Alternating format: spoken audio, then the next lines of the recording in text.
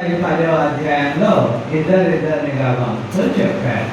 ఎందుకొరకు అని అంటే ధర్మశాస్త్రానికి లోబడి యేసు ప్రభువు బ్రతికాడు. ధర్మశాస్త్ర ప్రకారం ఇశ్రాయేలీలు అన్యులతో సహవాసం చేయకూడదు. కొర్నేలి మొట్టమొదట అన్యుల నుండి క్రైస్తవుడైన వాడు. పేతురు దర్శనం కలిగింది, కొర్నేలికి దర్శనం కలిగింది. కొర్నేలి మరి పేతురును పిలిపించినప్పుడు ఆ దర్శన ప్రకారంగా ఏ జంతువు నిషేధించబడినది కాదు, అంటే ఏ మనిషి నిషేధించబడిన వాడు కాదు. అపవిత్రమైనవి పవిత్రమైన జంతువులు ఉన్నాయి.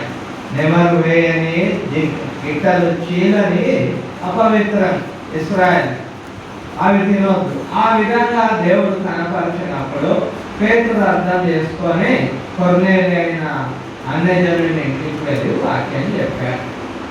అయితే యేసు ప్రభువు చనిపోయి తిరిగి లేచినందువల్ల ధర్మశాస్త్రాన్ని ఆయన నెరవేర్చి మేకులతో సిలువకు కొట్టి దాని మీద చేవ్రాతను తుడిచివేసినందువల్ల ఈరోజు మరి అందరూ దేవుని దగ్గరికి రాగలిగినారు. అదేవిధంగా సర్వలోకానికి వెళ్ళి సర్వ సృష్టికి దేవుని వాక్యాన్ని ప్రకటించమన్నాడు. వీళ్ళారా వారు మొట్టమొదట యెరూషలేములో వారిని యెరూషలేమును విడిచి వెళ్ళొద్దన్న ఆజ్ఞ దేవుడు వాళ్ళకి ఇచ్చాడు.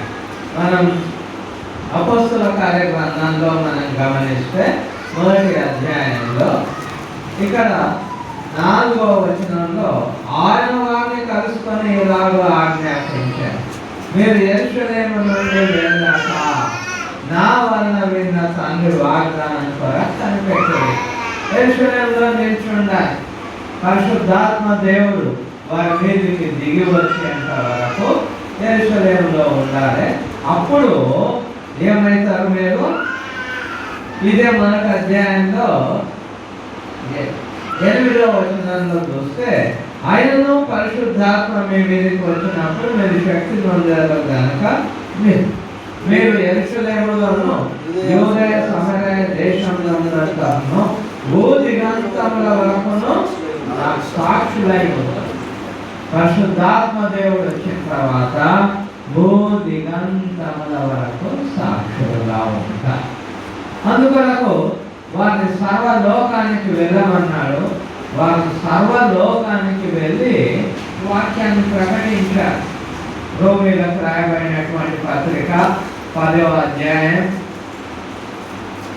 18వ వచనంలో మనం గమనించినట్లయితే, అయినను నేను చెప్పినదేమనగా వారు వినలేదా, విన్నారు కదా, వారి స్వరము భూలోకమంతటికి వారి మాటలు భూదిగంతముల వరకు బయలువెళ్ళెను. వారి మాటలు భూదిగంతముల వరకు బయలు వెళ్ళాను. అపోస్తలుల మాటలు భూదిగంతాలకు వెళ్ళాను. ఇంకా కొందరు ఏమనుకుంటారంటే సర్వలోకానికి సువార్త ప్రకటించబడాలా, అప్పుడు అంతం వస్తుంది అని మత్తయి 24లో ప్రభు ఆయన చనిపోక ముందు చెప్పిన వాటిని బట్టి ఇంకా సువార్త అందరికీ అందలేదు అనుకుంటున్నారు. సో మన ఇండియాకు రావడం ద్వారా, కేరళకు రావడం ద్వారా ఇండియా అంతా సువార్త వ్యాపించారు. మరి కోమా సువార్త ఇండియా అంతా తిరిగి చెప్పలేదు, కానీ ఆ సువార్త విన్న వాళ్ళు ఇంకో చోటికి వెళ్ళి చెప్పడం, వారి ద్వారా ఇంకొకరు వినడం, ఈ విధంగా వ్యాపించింది. వీళ్ళారా సరే, వారు వెళ్ళారు, వారి ద్వారా అందరికీ అందించబడ్డారు. ఈయన మనం కూడా సర్వలోకానికి వెళ్ళాలా అంటే మనం ప్రతి దగ్గరకు వెళ్ళలేకపోయినా వెళ్ళగలిగిన ప్రతి చోటికి వెళ్ళాలి. ఇక మన సమస్య ఏంటంటే సువార్త ప్రకటనకు మనం సువార్తను బోధించడానికి వెళ్ళాలంటే అందరికీ వెళ్ళాలి అన్నప్పుడు ఇక మన వాళ్ళు ఏం చేస్తారు అని అంటే, అదే నాకు సంఘంలో ఈ కార్యక్రమం ఉందండి, ఆ కార్యక్రమం ఉందండి. సంఘం అవసరమే, మనం సంఘాన్ని ప్రేమించాలా, వాక్యంలో నడిపించాలి. కానీ మనం సువార్థికులం. క్రీస్తు సంఘంలో మనం ఎవరం? రాసుకుంటాం సువార్థికులు అంటే. ఎవాంజలిస్ట్ అంటే ఎవరైతే సువార్తను ప్రకటించి మారుస్తారో వాడు సువార్థికులు. సంఘంలో పెద్దలు ఉంటారు. ఫిలిప్పీ సంఘంలో పెద్దలు ఉన్నారు, అధ్యక్షులు, పరిచారకులు, సేవకులు, మరి సువార్థికులు అందరూ. మనం కూడా అందుకొరకే వెళ్ళాలా. ఎందుకు వెళ్ళలేము అని అంటే మన సోమరితనం.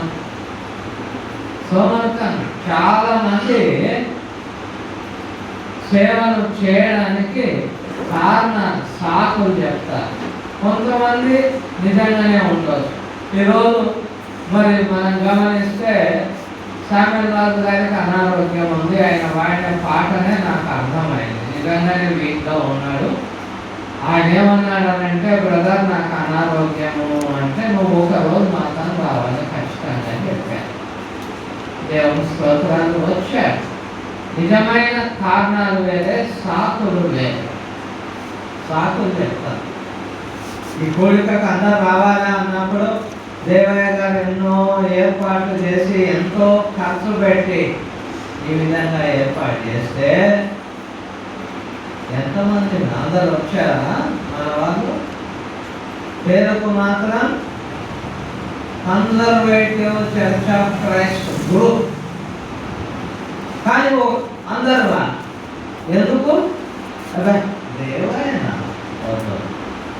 దేవయ్య కొరకు కాదు, దేవుని నేను వచ్చింది దేవుని వాక్యాన్ని వినడానికి, దేవుని వాక్యాన్ని బోధించడానికి, నేర్చుకోవడానికి.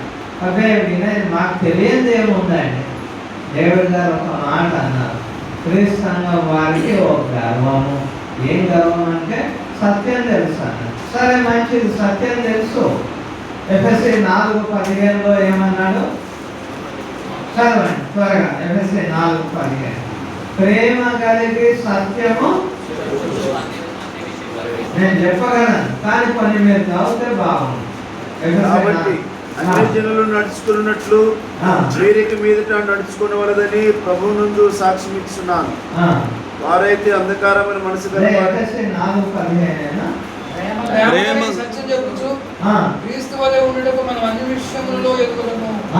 ప్రేమ కలిగి సత్యము చెప్పుచు.